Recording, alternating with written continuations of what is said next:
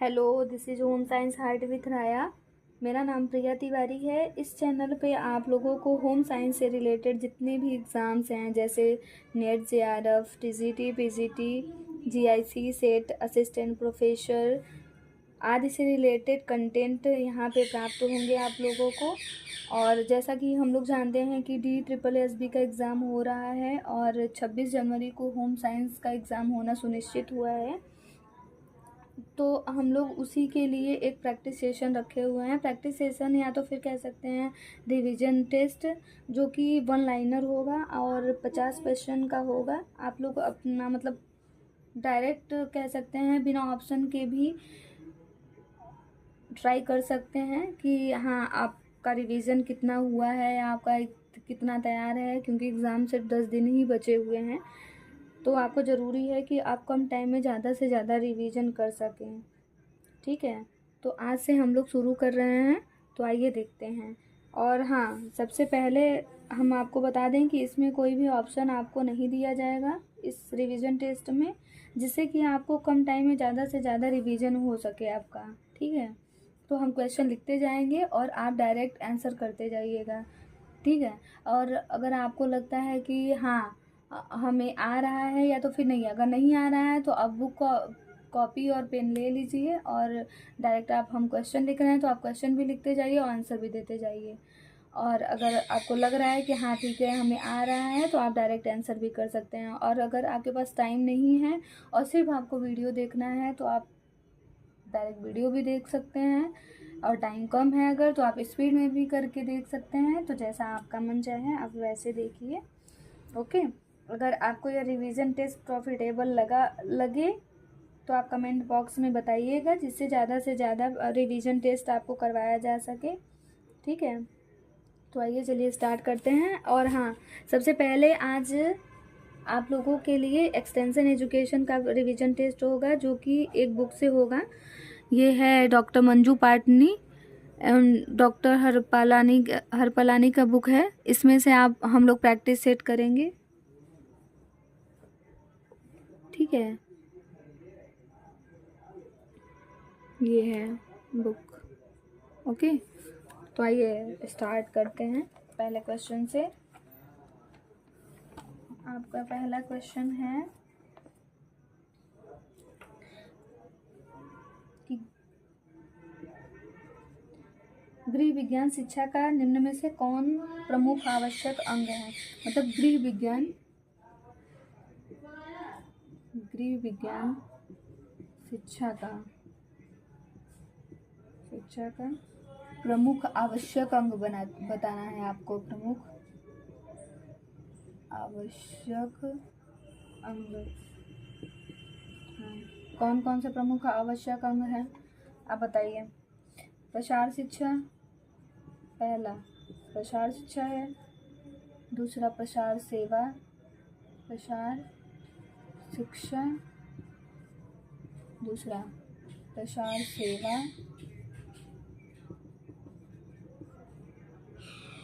तीसरा है प्रसार कार्य। ये तीनों आप लोगों के गृह विज्ञान शिक्षा का प्रमुख आवश्यक अंग है। ठीक है, और दूसरा देखते हैं, दूसरा क्वेश्चन, प्रसार कार्य का महत्वपूर्ण पक्ष कौन सा है। अगर प्रसार कार्य आप कर रहे हैं, प्रसार कार्य का सबसे महत्वपूर्ण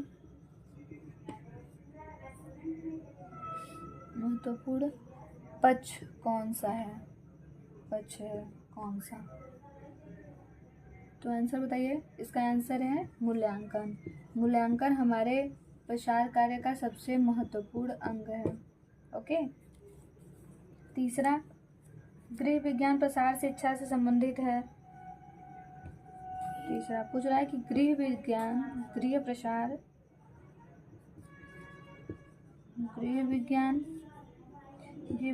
प्रसार से संबंधित है। गृह विज्ञान प्रसार संबंधित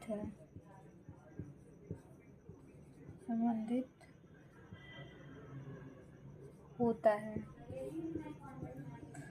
देखिए, गृह विज्ञान से होता है या फिर कृषि से होता है, समुदाय से होता है या समाजशास्त्र से होता है। तो गृह विज्ञान प्रसार संबंधित होता है गृह विज्ञान से, ठीक है, गृह विज्ञान से।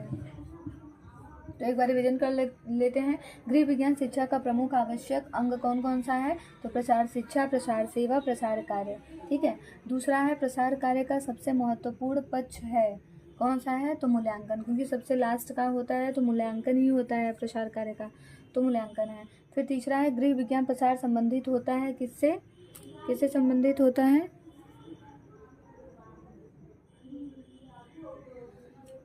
गृह विज्ञान से, ठीक है।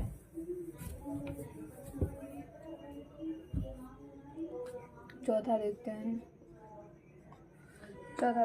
अच्छा जल्दी जल्दी करेंगे। प्रसार को अंग्रेजी में क्या कहते हैं? प्रसार को अंग्रेजी में क्या कहते हैं? तो ये तो सबको पता होगा। प्रसार में अंग्रेजी, प्रसार को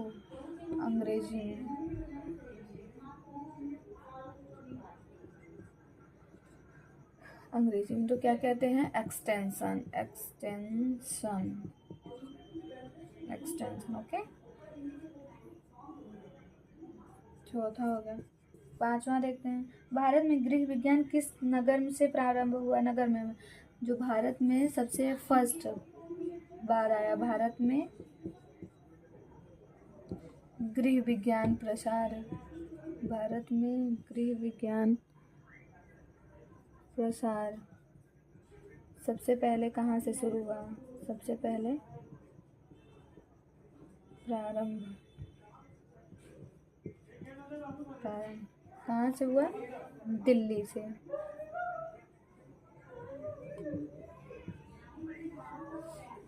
ओके, नई दिल्ली से। फिर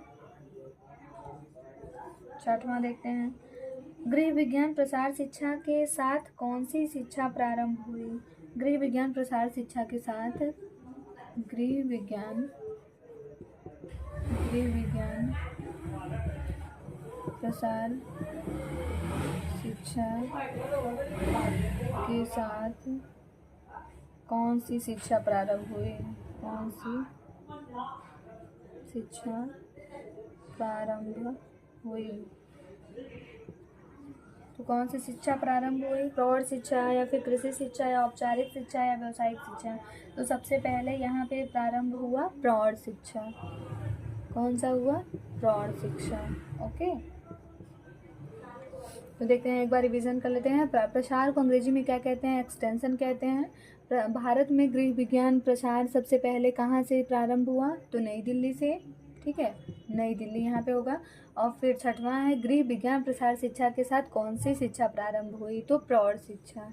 प्रौढ़ शिक्षा तो पता होगा आपको, तो प्रौढ़ शिक्षा भी प्रारंभ हुई गृह विज्ञान शिक्षा के साथ साथ, ठीक है। सातवां देखते हैं, सातवां है, गृह विज्ञान प्रसार शिक्षा का दर्शन किस प्रकार का है? गृह विज्ञान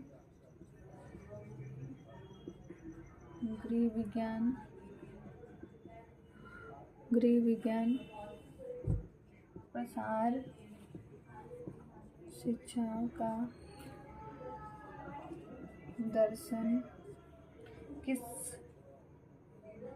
दर्शन किस प्रकार का है?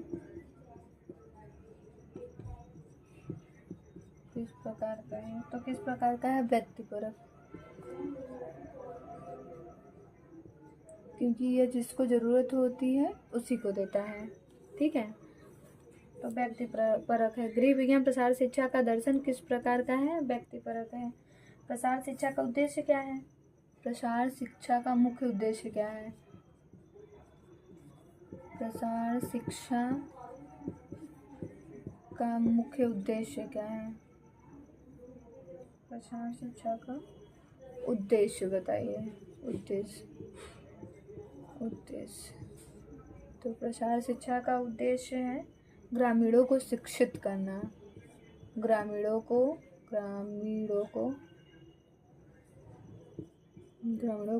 शिक्षित करना, ग्रामीणों को शिक्षित करना, ग्रामीणों को शिक्षित करना एवं जागरूकता लाना। ठीक है, 10वां क्या है?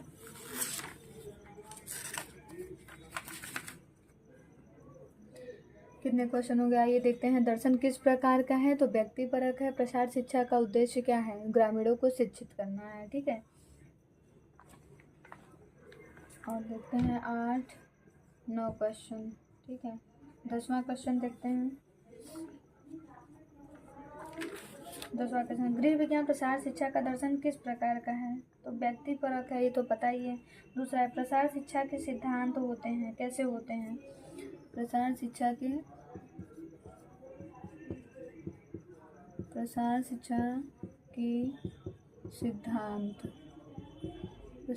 के सिद्धांत कैसे होते हैं? तो यह सरल होते हैं, शिक्षात्मक होता है, ठीक है, शिक्षात्मक होता है एवं उपयोगी होता है। प्रसार शिक्षा के सिद्धांत कैसे होते हैं? सरल होते हैं, शिक्षात्मक होते हैं और उपयोगी होता है। ठीक है,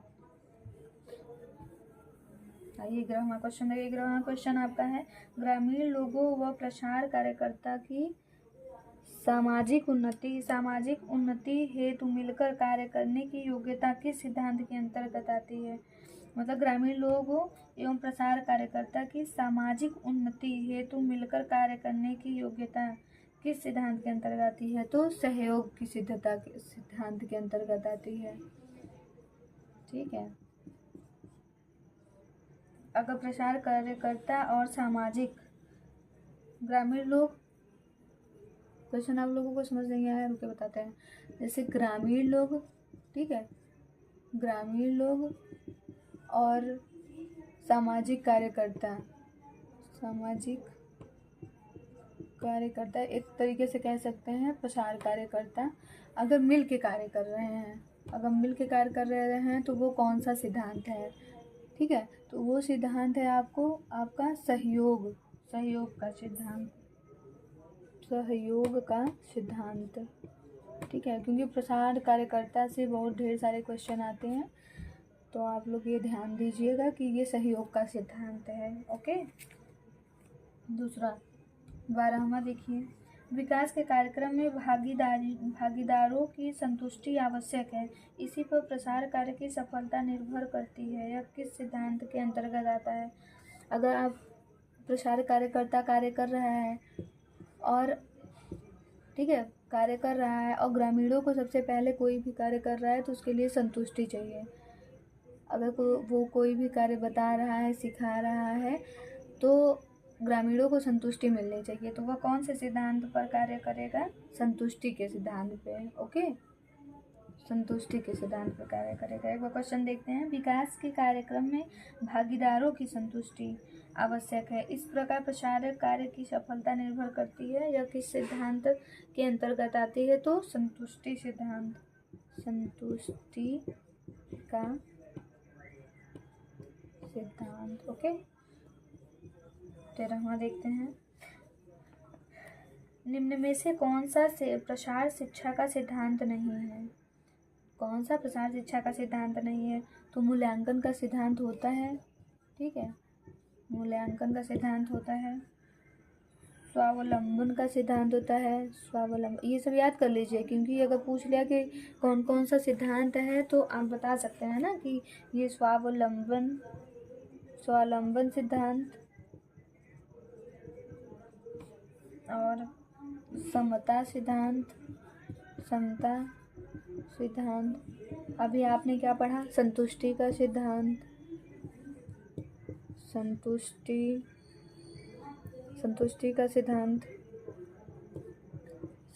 का सिद्धांत और सहयोग का सिद्धांत।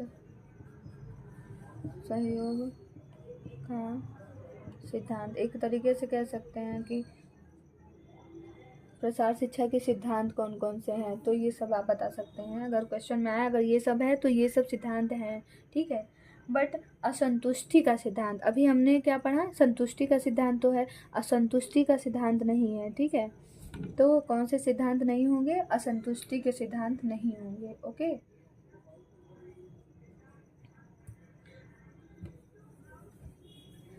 असंतुष्टि के सिद्धांत नहीं होंगे। 13वां देखते हैं, 13वां क्वेश्चन कौन सा है? 13वां क्वेश्चन है आपका, प्रसार कार्यक्रम का निरूपण तथा क्रियान्वयन किस क्रिया के अनुसार होता है? कैसा होता है? प्रसार कार्यक्रम का निरूपण, प्रसार कार्यक्रम का निरूपण एवं क्रियान्वयन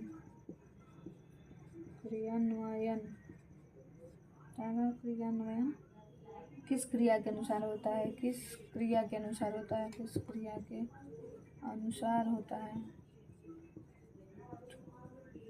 तो प्रजातांत्रिक क्रिया के अनुसार होता है, क्योंकि अगर आप प्रसार शिक्षा का कार्यक्रम कर रहे हैं, ठीक है, प्रसार कार्यक्रम कर रहे हैं, तो सबसे पहले प्रजातांत्रिक होना ज़रूरी है। आप अगर प्रजा को नहीं ध्यान देंगे तो फिर आपका प्रसार कार्यक्रम सफल नहीं होगा। प्रजातांत्रिक,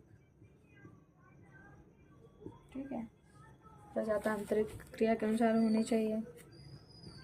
15वां है, प्रसार शिक्षा का दर्शन किस पर आधारित होता है?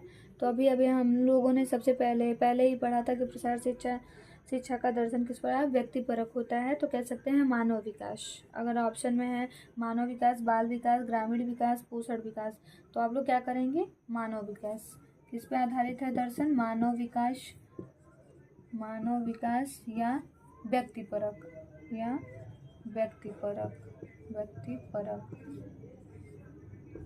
16वां है, फिलॉसफी शब्द का प्रयोग सर्वप्रथम किसने किया? फिलॉसफी शब्द का प्रयोग किसने किया था सबसे पहले? तो यह प्लेटो ने किया था। ओके, फिलॉसफी शब्द का प्रयोग सबसे पहले किसने किया? प्लेटो ने किया।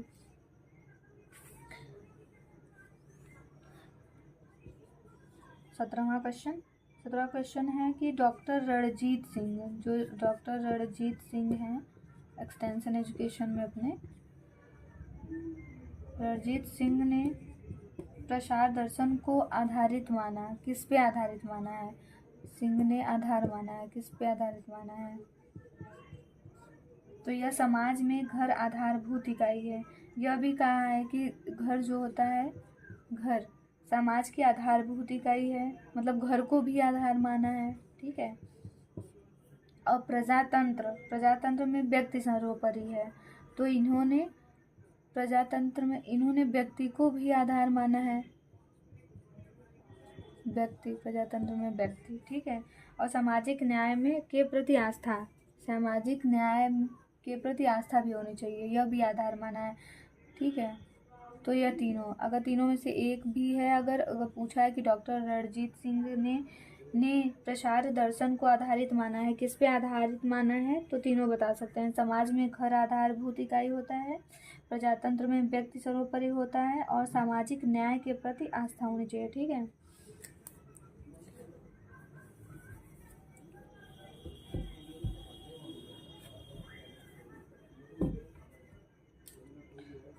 देखते हैं 18वां क्वेश्चन क्या है? मानवीय विकास के लिए, यह एक परिभाषा है, इसको आप ध्यान दीजिएगा। मानवीय विकास के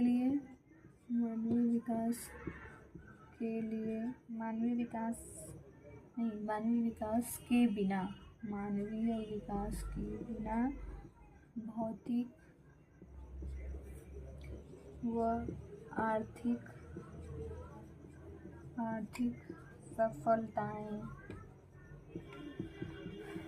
सफलताएं नपुंसकता के बराबर है। यह कथन किसने कहा था? ये किसका कथन है? तो ये लिगन्स ने बोला था, ठीक है, लिगन्स। एक तरीके से होता है लिंग, जैसे नपुंसक लिंग, ठीक है। आप लोग याद कर सकते हैं इसको ट्रिक के माध्यम से। जैसे मानवीय विकास के बिना भौतिक व आर्थिक सफलताएं नपुंसकता के बराबर होता है। यह लिगन्स ने कहा था, तो आपको अगर ध्यान नहीं रहेगा तो आप एक बार इसमें अगर ट्रिक लगाने की कोशिश करेंगे तो हम लोग पढ़ते नहीं है स्त्रीलिंग, पुरुष लिंग, नपुंसक लिंग, तो ठीक है, तो उसमें ये लगा देंगे कि नपुंसक लिंग। ओके, ठीक है, याद हो गया ना? गुड। अब 19वां क्वेश्चन देखते हैं। आदर्शवादी दर्शन के अनुसार प्रसार शिक्षा का दर्शन उच्च होता है। उच्च मतलब उच्च दर्शन किस पर निर्भर करता है? तो यह आदर्शों पर निर्भर करता है। किस पे करता है? आदर्शों पे करता है। आप लोगों को कुछ समझ में आ रहा है या तो फिर मैं, क्योंकि ये बुक के क्वेश्चन है ना, तो हाँ ये है कि एक्सटेंशन एजुकेशन में आप अगर इतना पढ़ रहे हैं तो इसमें से क्वेश्चन आने के बहुत चांस हैं, आ सकते हैं। तो आप लोग ध्यान से पढ़िएगा, ध्यान से देखिएगा, न हो तो एक बार रिवाइज दोबारा कर लीजिएगा थोड़ा स्पीड करके, क्योंकि पहली बार है तो थोड़ा डिस्टर्बेंस हो रहा होगा आप लोगों को भी समझने में, बट कोई बात नहीं, धीरे धीरे सब सही हो जाएगा। ओके, तो आइए देखते हैं 20वां क्वेश्चन कौन सा था, याद नहीं है। 20वां, प्रसार शिक्षण एक पद्धति है। कैसी पद्धति है? प्रसार शिक्षा है, यह प्रसार शिक्षण पद्धति से है। लेशन का नाम है प्रसार शिक्षण पद्धति। तो प्रसार शिक्षण पद्धति है। कैसी पद्धति है यह? तो यह व्यवहारिक पद्धति है। ये तो पता ही होगा कि प्रसार शिक्षा व्यवहारिक विज्ञान है। प्रसार शिक्षा पूछता है ना कि कौन सा विज्ञान है, क्या है, तो वह कला एवं विज्ञान दोनों है, और सबसे पहले व्यवहारिक विज्ञान है। ओके, व्यवहारिक विज्ञान है। व्यवहारिक विज्ञान है। प्रसार शिक्षा व्यवहारिक विज्ञान है। तो प्रसार शिक्षण पद्धति व्यवहारिक शिक्षण है। ओके, 21वां देखते हैं। प्रसार शिक्षण पद्धति में विशेष महत्व है। किसका है? प्रसार शिक्षण पद्धति, जैसे पूछ सकते हैं कि प्रसार शिक्षण पद्धति में किसका महत्व है? पद्धति में विशेष महत्व किस पद्धति का है? विशेष महत्व अगर ऑप्शन में है नमनीयता का, विभिन्नता का, निर्भरता का, तो सबसे पहले नमनीयता का सबसे ज़्यादा महत्व है शिक्षण पद्धति में, ठीक है, नमनीयता का। ओके, अब एक फिर आ गया आपका परिभाषा, और ये हमेशा पूछा जाता है, ये तो याद भी होगा आप लोगों को कि प्रसार की विधियाँ प्रसार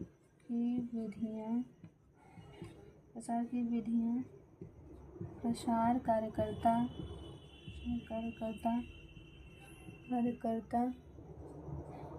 के लिए उतनी ही आवश्यक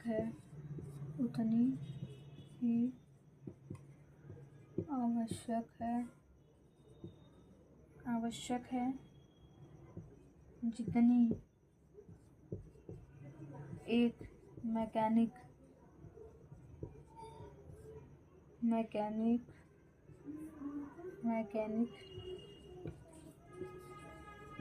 के लिए मशीन, रिंच,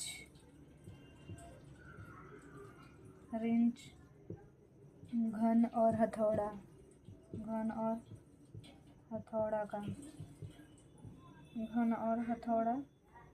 आवश्यक है। ये किसने कहा आवश्यक है? देखिए, प्रसार की विधियाँ प्रसार कार्यकर्ता के लिए उतनी ही आवश्यक हैं। मतलब प्रसार की जो विधियाँ होती हैं, क्योंकि प्रसार कार्यकर्ता किसी भी विधि के द्वारा ही तो सामने वाले को समझाएगा, बताएगा, प्रसार कार्य करेगा, ठीक है। तो आवश्यक है जितनी एक मैकेनिक आप समझ सकते हैं, मैकेनिक के लिए मशीन, रिंच, घन और हथौड़ा, क्योंकि अगर मैकेनिक है तो वो बिना मशीन के कोई भी कार्य करेगा नहीं। अगर कुछ भी उसे बनाना है तो रिंच, घन और हथौड़े की ज़रूरत पड़ेगी, आवश्यक होती है। वह किसने कहा? इसने कहा है, यह किसने कहा है? यह एंस मिंजर ने कहा है, एंस मिंजर, मिंजर, ठीक है। तो आप याद कर सकते हैं एस मिंजर, मतलब मैकेनिक है तो मिंजर, मिंजर, मिंजर होगा ना, एस मिंजर, एस मिंजर ने कहा है, ठीक है। जैसे रिंच है, घन है, थोड़ा है, तो इसे याद कर सकते हैं कि एस मिंजर ने कहा है कि प्रसार की विधियां प्रसार कार्यकर्ता के लिए उतनी ही आवश्यक हैं जितनी एक मैकेनिक के लिए मशीन, रिंच, घन, हथौड़ा आवश्यक है, ठीक है। आप लोगों को परिभाषाएं तो याद नहीं होती होंगी, लेकिन सबसे इम्पॉर्टेंट परिभाषाएं होती हैं कि अगर आपको याद है, आप ट्रिक से याद किए हो, तो आप तुरंत टिक लगा दोगे, ठीक है। और नंबर गेन करने के लिए तो काफ़ी प्रॉफिटेबल रहती हैं परिभाषाएं। ओके, देखते हैं 23वां क्वेश्चन। थोड़ा टाइम लग रहा है, लेकिन ये है कि ऑथेंटिक क्वेश्चन से आंसर हैं, ये गलत कभी नहीं होंगे। अगर आया तो आपका 100% श्योर है कि ये सही आंसर होंगे, ठीक है। प्रसार शिक्षा में पहला चरण कौन सा है? प्रसार शिक्षा के चरण होते हैं, पता ही होगा आप लोगों को। अगर नहीं पता है तो पहला क्वेश्चन, पहला चरण क्या होता है प्रसार शिक्षा का? प्रसार शिक्षा का चरण पहला, पहला चरण क्या होता है? तो अटेंशन, अटेंशन, ठीक है। ए से याद कर सकते हैं, ए अल्फ़ाबेट सबसे पहले रहता है, तो प्रसार शिक्षा के चरण में पहला चरण क्या होगा? अटेंशन, मतलब पहला होगा, ठीक है। और देखिए 24वां क्वेश्चन है, ऐसा संपर्क जिसमें दो या दो से अधिक व्यक्ति, दो होंगे या तो दो से अधिक व्यक्ति, ठीक है। ऐसा संपर्क व्यक्ति होते हैं जिनमें कार्यकर्ता सभाओं, प्रशिक्षण कार्यक्रम आदि द्वारा संपर्क स्थापित करता है, कहलाता है। मतलब किसी भी, कोई भी कार्यकर्ता है जिसमें सभाओं में प्रशिक्षण कार्यक्रम आदि द्वारा संपर्क स्थापित करता है, तो क्या कहलाता है? अगर दो या दो से अधिक लोगों के बीच में अगर हम लोग संपर्क स्थापित कर रहे हैं तो उसे क्या कहा जाता है? व्यक्तिगत संपर्क, सामूहिक संपर्क, विराट संपर्क, तो वह क्या कहलाता है? सामूहिक संपर्क, ठीक है। अगर एक है, सिर्फ एक है, तो वो कहलाएगा व्यक्तिगत संपर्क, ठीक है। और अगर दो या दो से अधिक हैं तो सामूहिक संपर्क। 25वां क्वेश्चन देखते हैं, प्रसार कार्य आरंभ करते समय ध्यान रखना चाहिए। क्या ध्यान रखना चाहिए? रीति रिवाज का, भाषा का, या संस्कृति का? तो सबसे पहले हम लोग प्रसार कार्य कर रहे हैं तो संस्कृति का सबसे पहले ध्यान रखना चाहिए, ओके। क्या है क्वेश्चन? प्रसार कार्य आरंभ करते समय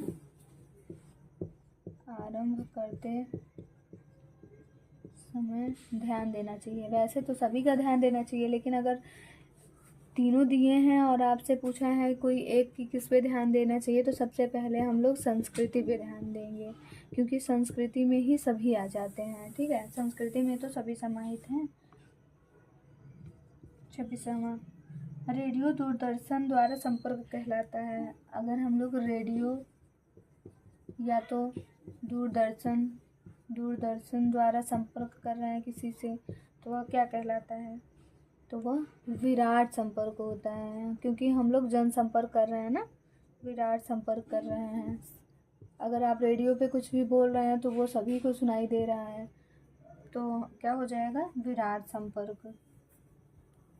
टीचिंग, इसमें एड्स भी आते हैं, आपको एड्स भी पढ़ने पड़ेंगे, तो वही है कि रेडियो, टेलीविज़न,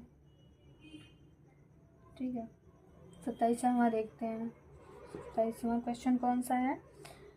खेत और घर पर व्यक्तिगत रूप से संपर्क करना कहलाता है। अगर हम किसी से जाके खेत पे मिल रहे हैं, ठीक है, खेत भ्रमण कर रहे हैं, खेत या तो घर पर, और घर पर संपर्क, घर पर संपर्क। आप लोग आंसर अपने अपने मन में करते रहिएगा, ठीक है। या तो कॉपी पे लिखना हो तो कॉपी पे लिखते जाइएगा। खेत और घर पर संपर्क क्या कहलाता है? व्यक्तिगत संपर्क कहलाता है। क्योंकि हम लोग अभी आगे पढ़े थे कि दो या दो से अधिक लोगों से अगर हम लोग संपर्क कर रहे हैं तो वह क्या हो रहा है, कौन सा संपर्क हो रहा है, सामूहिक संपर्क। लेकिन अगर एक लोग से मतलब एक लोग क्या, जैसे किसी के घर जा रहे हैं तो व्यक्तिगत जा रहे हैं, या किसी के से खेत पे मिलने जा रहे हैं तो व्यक्तिगत संपर्क होगा, व्यक्तिगत संपर्क। ओके। 28वां क्वेश्चन है, समाचार पत्र, पत्रिकाएं, परिपत्र आदि किस प्रकार की शिक्षण विधि के अंतर्गत आते हैं? ये क्वेश्चन तो सबको पता होगा।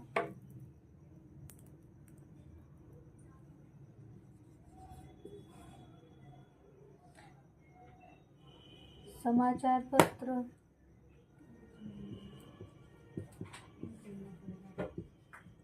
समाचार पत्र, पत्रिकाएं,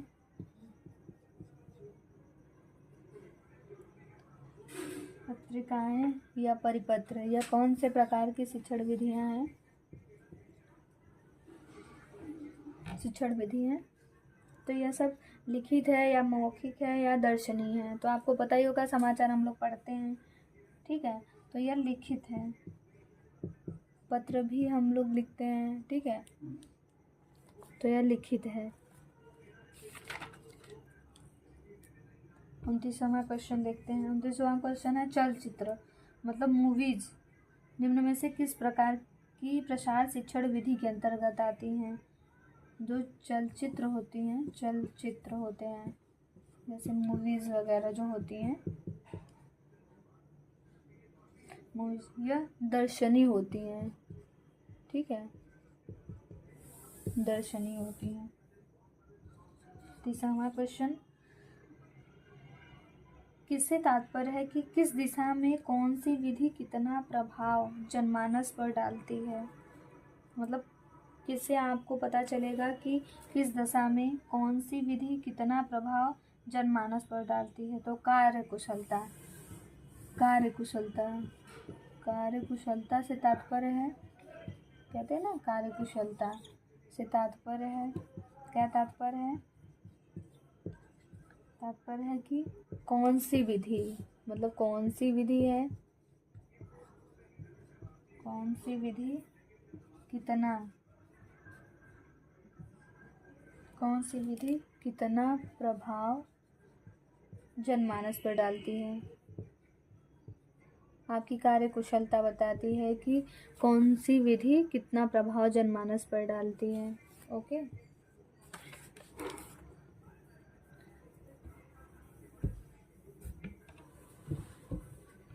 थोड़ा टाइम लग रहा है लेकिन ध्यान से समझिएगा।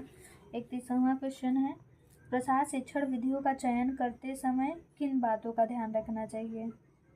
इसमें तो अधिक बातों का ध्यान रखना चाहिए, तो हम लोग देखते हैं कि क्या क्या प्रसार शिक्षण विधियों का, अगर शिक्षण विधि का चयन कर रहे हैं, शिक्षण विधियों का चयन करते समय, शिक्षण विधियों का चयन करते समय ध्यान देने वाली मुख्य बातें कौन कौन सी हैं? ग्रामीणों का मानसिक एवं शैक्षिक स्तर, सही बात है। अगर शिक्षण विधि यूज करेंगे, पहले हमको पता तो होगा कि हाँ मानसिक शिक्षण, उनका मानसिक लेवल क्या है, शैक्षिक लेवल क्या है, ठीक है, तभी तो हम शिक्षण विधि का उपयोग करेंगे। तो ये सबसे पहले ये ध्यान देना होगा। और उनकी आर्थिक स्थिति, आर्थिक स्थिति, आर्थिक स्थिति भी ध्यान देंगे कि हाँ हम अब एड्स यूज़ करने लगे, अब उनके पास है ही नहीं, अफोर्ड ही नहीं कर पा रहे हैं, ठीक है। आर्थिक स्थिति, मानसिक और शैक्षिक लेवल, मानसिक और शैक्षिक लेवल मतलब स्तर कह सकते हैं, स्तर, और समय की उपलब्धता। भाई अब ग्रामीण है तो फिर उन्हें समझना तो पड़ेगा कि उनके पास टाइम है कि नहीं, ग्रामीण हो चाहे शहरी, बट समय की उपलब्धता तो सबके पास अपनी अपनी होती है ना, कि कौन किस टाइम, किसके पास कितना समय है, कब दे सकता है, ठीक है। तो इसका ध्यान रखना चाहिए जब आप शिक्षण विधि का चयन कर रहे हैं। तो इतने बातों का, और भी बातें हैं लेकिन मोस्ट इस पे जो है ज़रूर आपको ध्यान देना होगा, ठीक है। 32वां क्वेश्चन देखते हैं। 32वां क्वेश्चन क्या है? प्रसार शिक्षण विधियों को प्रभावित करने वाला तत्व है। अभी जो हम लोग देखे हैं कि कौन कौन सा शिक्षण विधि चयन करने के लिए मतलब महत्वपूर्ण है, वही आंसर होगा इसका, उसी में से उसी टाइप का होगा। प्रसार शिक्षण विधियों को प्रभावित करने वाले तत्व, तो क्या क्या प्रसार शिक्षण विधि को प्रभावित करेंगे? शिक्षण विधि को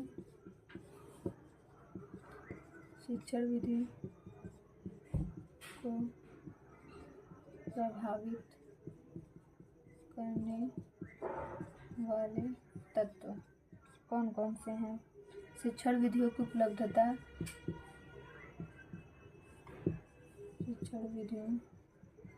उपलब्धता, ये भी प्रभावित करेगा कि आपके पास कौन सा शिक्षण विधि है, कौन सा नहीं है। आपके पास शिक्षण विधि आपके पास उपलब्ध है या नहीं है, अगर है तो ठीक है, नहीं है तो भी प्रभावित होगा, ठीक है। और सामान्य स्थानीय परिस्थितियाँ, जो सामान्य स्थानीय परिस्थितियाँ, इस कैसी परिस्थिति है, यह भी शिक्षण विधि को प्रभावित करती है। सामान्य स्थानीय परिस्थितियाँ, समय की उपलब्धता,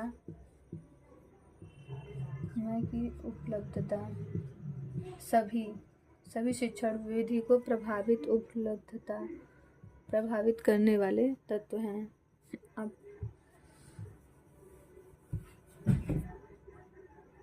32वां क्वेश्चन देखते हैं। नाटक कठपुतली निम्न में से किस प्रकार की शिक्षण विधि है? विधि के अंतर्गत आती है लिखित या मौखिक या दर्शनीय। नाटक कठपुतली किस प्रकार की शिक्षण विधि है? तो यह दर्शनीय शिक्षण विधि है। कौन सी है? दर्शनीय है, ठीक है। एक और परिभाषा है,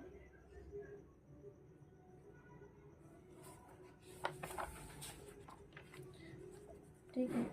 अब 33वां क्वेश्चन देखते हैं।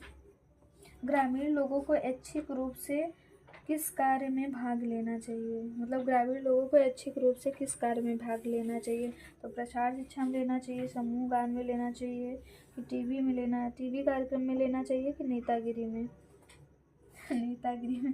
तो सबसे पहले ग्रामीण लोगों को ऐच्छिक रूप से प्रसार में भाग लेना चाहिए, क्योंकि प्रसार शिक्षा इसीलिए तो जाना ही जाता है कि अपने मन से जिसको भी जो भी करना हो तो आप प्रसार के माध्यम से आप कर सकते हैं। ग्रामीण लोगों को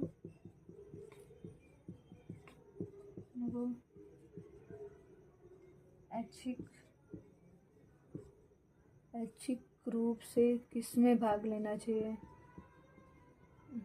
वैसे तो आप किसी में भी ले सकते हैं, बट इसमें ऑप्शन के थ्रू पूछा है तो आपको जो सही होगा आपको आंसर वही देना है। अपने मन से ये नहीं कि अब नेतागिरी लिख दिया है तो नेतागिरी ही दे दीजिए आप, ठीक है। तो ऐच्छिक रूप से किस में भाग लेना चाहिए?